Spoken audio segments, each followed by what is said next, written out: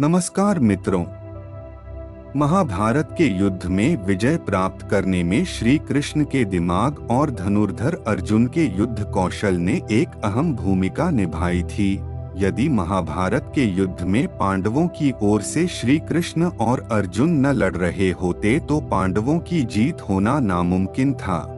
लेकिन क्या आपको मालूम है कि महाभारत के युद्ध में अहम भूमिका निभाने वाले अर्जुन अपने भाइयों और पत्नी द्रौपदी के साथ स्वर्ग यात्रा में जाने से पहले भी एक बार मर चुके थे। इसका मतलब ये है कि अर्जुन की अपने जीवन में 2 बार मृत्यु हो चुकी थी और आप लोगों को आश्चर्य तो इस बात को जानकर होगा कि उनकी मृत्यु के दौरान देवी गंगा जोर जोर से ठहाके लगाने लगी। मगर क्यों अर्जुन की मृत्यु पर माँ कुंती के रोने पर भी उनके सामने ही देवी गंगा हंसने लगी? क्यों खुद भी एक माँ होने के बावजूद देवी गंगा एक दूसरी माँ के दुख पर ठहाके लगा रही थी? मित्रों, यह जानने के लिए हमें महाभारत की ओर चलना पड़ेगा। तो चलिए देर ना करते हुए शुरू करते हैं। इससे पहले अगर आप मेरे चैनल धार्मिक भावना पर पहली बार आए हैं तो कृपया मेरे चैनल को सब्सक्राइब करें, क्योंकि मैं ऐसी ही सनातन धर्म से जुड़ी हुई सच्ची जानकारियां आप लोगों तक पहुंचाता रहता हूं। महाभारत के युद्ध में जब पांडवों की जीत हुई तो हस्तिनापुर की गद्दी पर ज्येष्ठ पुत्र युधिष्ठिर बैठे। इसके बाद श्री कृष्ण ने युधिष्ठिर को अश्वमेघ यज्ञ कराने का सुझाव दिया, जिसके बाद युधिष्ठिर ने अश्वमेघ यज्ञ को आरंभ करते हुए अश्व को अर्जुन के नेतृत्व में रवाना कर दिया। अब जिस दिशा में अश्व चलता जाता उसी के पीछे पीछे अर्जुन और उनकी सेना भी चलती जाती। इस दौरान ये अश्व कई राज्यों से होकर गुजरा। जिन भी राज्यों से वो अश्व गुजरा उन सभी राज्यों के साथ अर्जुन ने युद्ध लड़ा। कई राजाओं ने तो पहले ही अर्जुन के आगे घुटने टेक दिए, लेकिन कई राजाओं ने ऐसा नहीं किया, जिसके बाद अर्जुन और उनकी सेना द्वारा युद्ध लड़ा गया और कई राजाओं को परास्त करते हुए अर्जुन उनके राज्यों को जीतते चले गए। ऐसे कई राज्यों को अपने अधीन करते हुए अर्जुन मणिपुर पहुँचे, जहाँ पर उनका सामना होना था बभ्रुवाहन से। आपको यह बता दें कि बभ्रुवाहन अर्जुन और चित्रांगदा के पुत्र थे और अपने पिता अर्जुन के उनके राज्य में पधारने की बात को सुनकर वे काफी उत्साहित थे। उन्होंने युद्ध के बारे में कुछ सोचा ही नहीं और अपने पिता अर्जुन के स्वागत के लिए वे राज्य की सीमा पर स्वयं जा पहुँचे। लेकिन जैसे ही बभ्रुवाहन अर्जुन का स्वागत करने के लिए आगे बढ़े, वैसे ही अर्जुन ने उन्हें रोकते हुए कहा कि मैं इस समय तुम्हारा पिता नहीं बल्कि हस्तिनापुर के राजा का एक प्रतिनिधि हूँ और क्षत्रिय होने के नाते इस समय तुम्हें मेरे स्वागत करने की बजाय मेरे साथ युद्ध लड़ना चाहिए।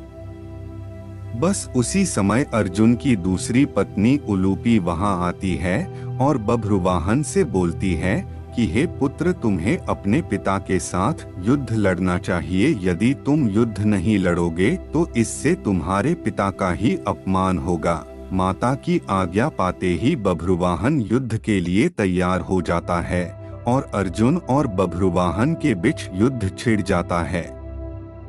ये युद्ध काफी समय तक चलता है, मगर इस युद्ध का कोई परिणाम न निकलता देख लाचार होकर बभ्रुवाहन कामाख्या देवी से प्राप्त दिव्य बाण का इस्तेमाल करते हुए अर्जुन पर प्रहार करते हैं, जिससे अर्जुन का सर उनके धड़ से अलग हो जाता है और उसी क्षण अर्जुन की मृत्यु हो जाती है।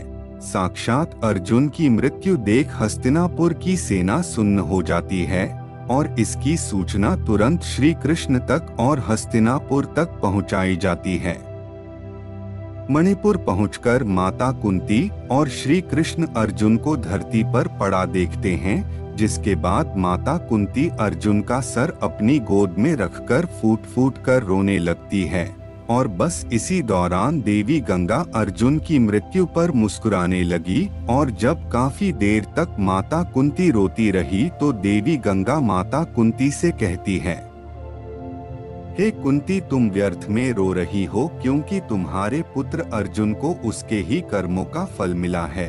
मेरा पुत्र भीष्म अर्जुन को अपने पुत्र की तरह स्नेह करता था, मगर फिर भी इसने श्रीखंडी का सहारा लेकर मेरे पुत्र भीष्म का वध कर डाला। मैं भी उस समय ऐसे ही रोई थी जैसे तुम आज अपने पुत्र के शोक में वियोग कर रही हो। मैंने अपने पुत्र के वध का बदला ले लिया, क्योंकि जिस कामाख्या देवी के बाण से बभ्रुवाहन ने अर्जुन का सिर धड़ से अलग किया है, वो मेरे द्वारा ही प्रदान किया गया था। देवी गंगा के शब्दों में बदले की भावना साफ झलक रही थी, और देवी गंगा की इस बदले की भावना को देखते हुए श्री कृष्ण हैरान हो गए और देवी गंगा से बोले, हे देवी, आप किस बदले की बात कर रही हैं? आप किस किस से बदला लेंगी? अर्जुन की माता कुंती से या फिर अर्जुन से? आप एक माता से प्रतिशोध कैसे ले सकती है?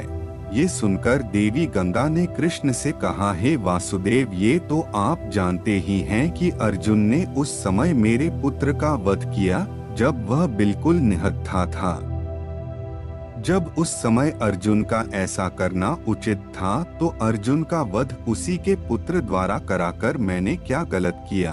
फिर श्री कृष्ण देवी गंगा को समझाते हुए कहते हैं कि पितामह ये भली भांति जानते थे कि यदि वह जिंदा रहेंगे तो उन्हें कौरवों की तरफ से युद्ध मैदान में आना होगा, और ऐसे में पांडवों की जीत होना नामुमकिन था। इसलिए उन्होंने खुद को मार्ग से हटाने का निर्णय लिया और अर्जुन को वो स्थिति बताई जिसमें वो अपने पितामह की मृत्यु कर सके।